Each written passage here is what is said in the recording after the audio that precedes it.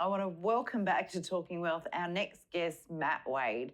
Matt is the owner of Green Room Futures, and they help young people in Australia, all over the world really, find college opportunities and scholarships that they can so that they can have this amazing experience of studying in the USA. Matt, welcome back to Talking Wealth. Great to be back, Trace. I bet you've had lots of people reach out to you since our last interview. Response has been awesome. I bet. Awesome. We've had people all over the website hit us up in our DMs, slid right into our DMs. They did? Yeah, but it's been good. Yeah. So I thought today I'd love to hear some stories about some success stories of students that you've had go and study in the US and come back to Australia. And have you got any special stories you can share with us? Absolutely. We've got plenty of those. I think for us that's the most important part in this whole thing is the results. So yeah, in the last 12 years, I've helped nearly 6,000 students with 100% success. 6,000? 6,000. With 100%? 100%. How are you measuring the success? Well, every single student that we've ever worked with has been provided with real complementary outcomes to then decide where they want to go and what they want to do. There's not a single student who's ever come through our program that has ever been left wondering like, well, I didn't get an opportunity. So they've all been given the opportunity to study in a particular college, scholarships. Absolutely. Yeah, absolutely. Wow, so they're really big numbers. It is. Well, it's been a long time, right? It's been a long time. So what you're telling me is you've got experience in this. We do. We do have a bit of experience in this field. No, but we all want our kids to be successful. So my poor mom, right? You came here to Australia. I just kept moving further and further away every time. Been here for 12 years now. So, but no, look, I think the best part about, the U.S. system is that, if you're good enough to take the resources that you've got and turn that into a professional sporting career, awesome, right? You go with a degree, right? Yeah. Like it's not like you're not educated. That's all you have, right? Like you're doing that with a university degree. Is it like what you see on the movies though? They're like, if you don't get your grades up, you're out of the team. Do they do that stuff over there? No pass, no play, right? So you don't get to train. You don't get to compete in matches. Like you don't. So they can't muck around and not study. No, because the reality is like those stories, like those are the 1%ers, right? Like those are still just like any country of the world going pro and having a professional career. Like that is such a small percentage of the population, right? The vast majority will never see professional sport, and I think what the U.S. college system provides is the chance to get 4 years of what being a professional feels like. Training 6-7 days a week, 9 out of 12 months a year, multi-million-dollar facilities, like, traveling around the country in motor coach and by plane to go and compete for your school and the traditions and like, it's just, it's We can't imagine it here because it's so much bigger over there. Like, you just can't imagine what it would be like. It would be an amazing experience. Well, but it's on a scale that is just like, even though you see it on TV, it's like once you actually see it, even at a small school, right? It's like wow. And there's thousands of them, right? So, but I think, one of the best statistics, is that 85% of college athletes graduate, right? Oh, so they actually finish their studies and then can have meaningful careers and... Absolutely. Yeah. And then living an experience out like that and in a team environment, getting a degree and all the experience that comes with it. Like, tell me that's not a difference maker on a CV, right? If you're hiring, right, for your company and you've got, somebody that grew up in Melbourne and, went to high school in Melbourne and went to uni in Melbourne and now they're applying for jobs in Melbourne, or you've got a kid that grew up in Melbourne, left home, did 4 years in Arkansas, right? or Texas or, anywhere, played collegiate sport, got a degree, came back, had that whole experience, like... Super independence, that's it. That'd show all of that. Definitely. So, but it's not, I guess the success for us isn't measured in the 1%ers, right? It's the 99%ers, right? It's all the other kids. It's the kid from, Echuca, right? Tell me about the kid from Echuca. Oh, well, which one? Did you just make that one up, did you? No. Left Echuca to go and play basketball in the United States, played at Missouri Valley College, right, in Marshall, Missouri. I think a town of like 4,000 people. Did all 4 years, graduated, and has now been hired on as a graduate assistant coach for the basketball program. So he'll then do his master's. Kid's never going to play pro basketball. Loves basketball. But he's involved in a sport, in sports that he loves, and he got to study business. It's been a vehicle to now him having a professional role in a university program as an assistant coach while he's working on a master's degree. Like, you know, it's the kids in regional Australia, regional Queensland. Like, it's the kids from everywhere that just take a chance. You know, like look at our general manager, Jacob Richards, right? Was in Townsville, and all of his friends saw this opportunity and they didn't take it, and he did, and you know, it was the greatest thing he ever did, right? And what did he do? So you guys met through this? Yeah. So when I was coaching in the United States, because I know who Jacob is, but no one else will know who Jacob is. So you need to tell his story. We should tell him, right? And he'll appreciate getting a shout out. He will. Right? So yeah, Jacob. I actually recruited Jacob to come and play at my college when I was coaching in the United States. And he grew up in Newcastle, was living in Townsville, went to high school there, came over to the middle of Iowa where I was coaching. While he was in school, I then moved to Australia. I've known him for nearly half his life, right? Started out as his coach, and now he's just my best mate. But you know, the other part I love that these young, I mean, girls as well, but for young men to have that sort of purpose, and then go and do something they love doing. Yeah.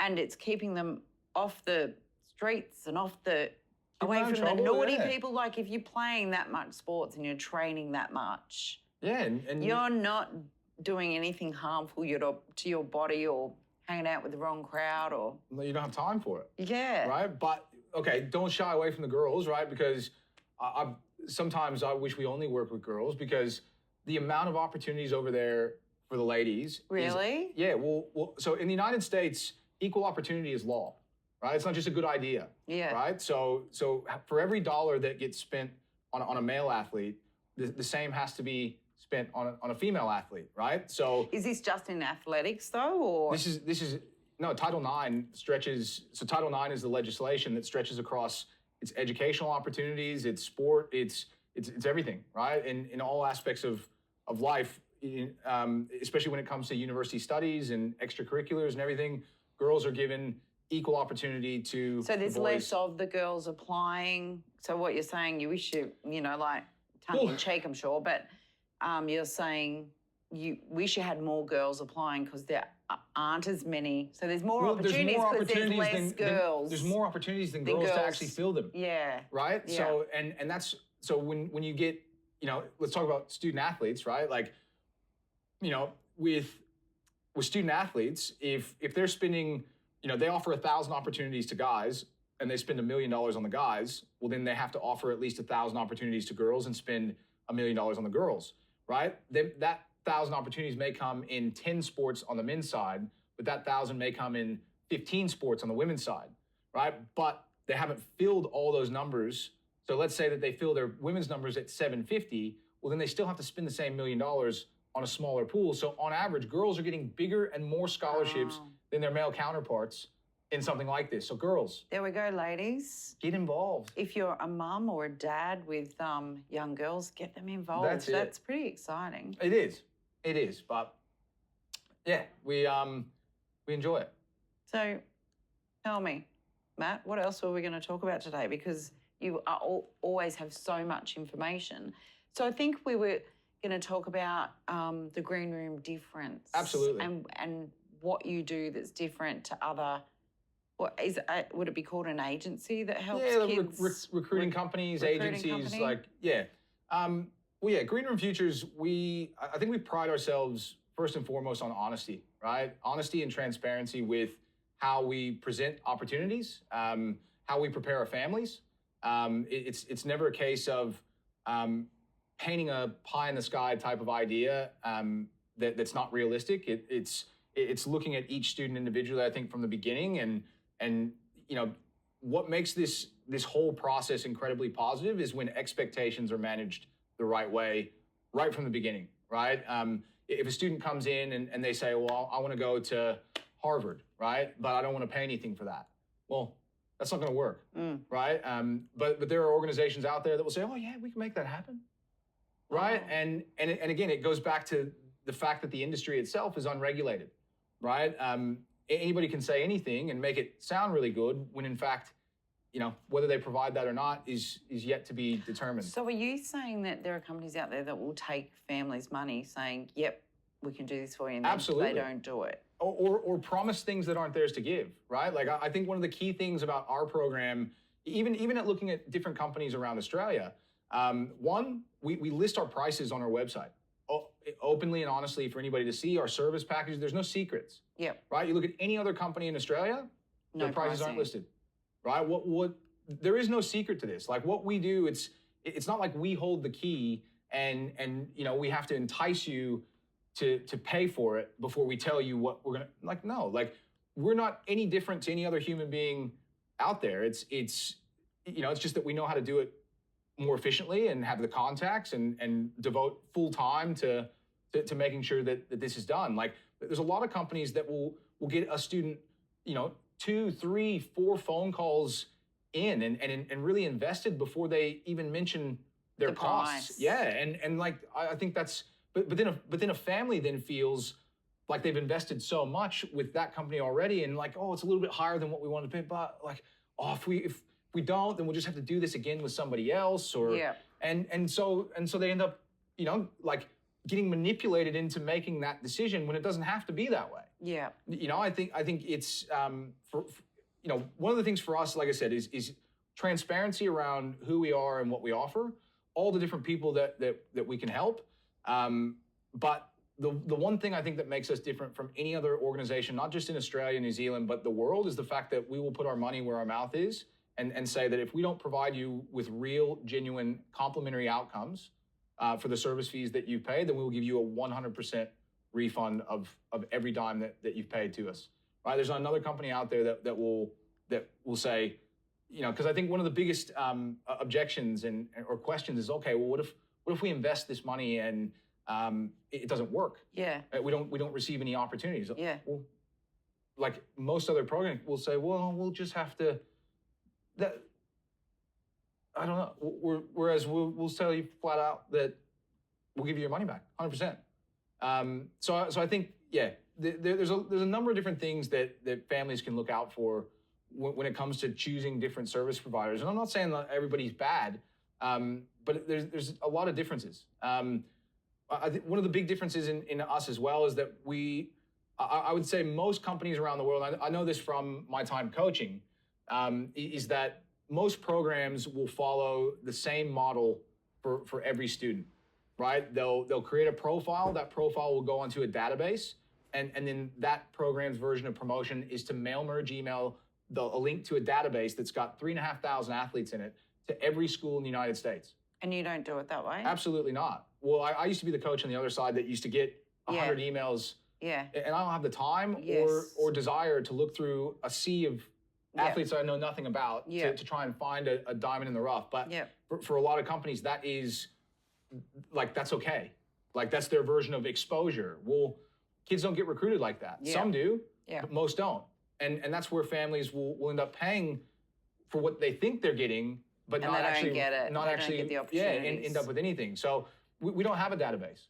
We formulate a personalized strategy around each and every student based on what they want to study, based on where their grades will get them into schools, based on their, what sort of financial contribution they're wanting and able to make on a yearly basis. So Yeah. we're not going to send their information everywhere. We're going to send it to the places where their information tells us that we should be sending it. So And you've got relationships with coaches and people over there at all these universities and colleges in the States, don't you? Well, definitely. I think that's, this is a people-centered industry, right? From the people that you work with, where you send your students' information to, that's a culmination of 15 years of professional experience. First from coaching and then 12 years here in Australia, doing this and working with all different kinds of students. You build a really good network. So we don't have to, send blind emails out into the world and like hope that Someone's going to pick it up. yeah, somebody's gonna pick it up. No, like I'm on social media or like I'm in somebody's pocket, right? It's like, hey, do you need anybody in for this year? Who do you need? Do I have anybody that fits that? And we can work very, very quickly to cut out the wasted time, energy, and effort.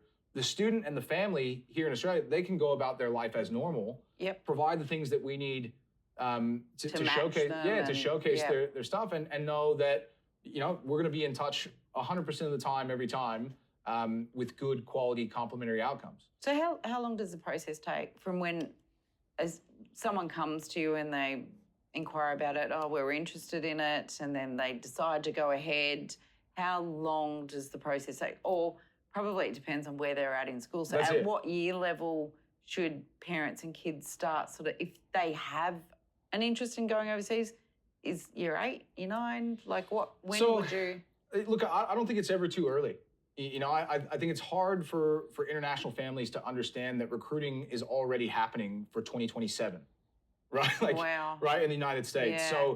So I think when it comes to getting into universities, what counts, instead of an ATAR, it's your 9 through 12 grades. So right. if you as a year 9 or a year 10 can start this process and know that everything that you do from that point forward not only has to do with what schools that you can get into, but where you can play your sport or where you can do your extracurricular, well, you keep a better focus, I think, over a longer period of time to do that. You've got a goal that's a really fun goal to sort of work towards and keep you committed to your schoolwork. Right. I think, at any point in time, another important thing is that when families decide to work with us, we remind them that, like, you're not making the decision to send your kid away right now. Yeah. Right? Like it's getting prepared and looking at what you're deciding you that you want to have that as an opportunity. Yeah. Because if we don't work through the process, then you don't have that choice anyway. Yeah. Right? So it's you're still going to have everything that you're going to have normally. This is designed to work sort of parallel with your life, and it's not about shifting your eggs from one basket to another.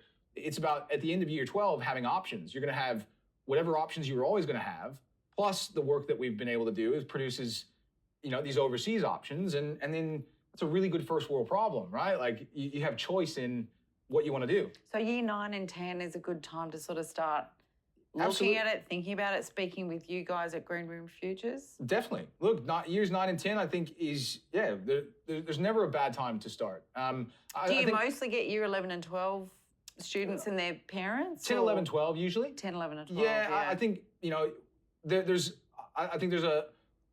always a handful of families that really do see the benefit of having those multiple years, because very well planned. Yeah, it's nothing's rushed, and the amount of information that we can gather, the amount of time that we have to share that those are all benefits when it comes to outcomes, right?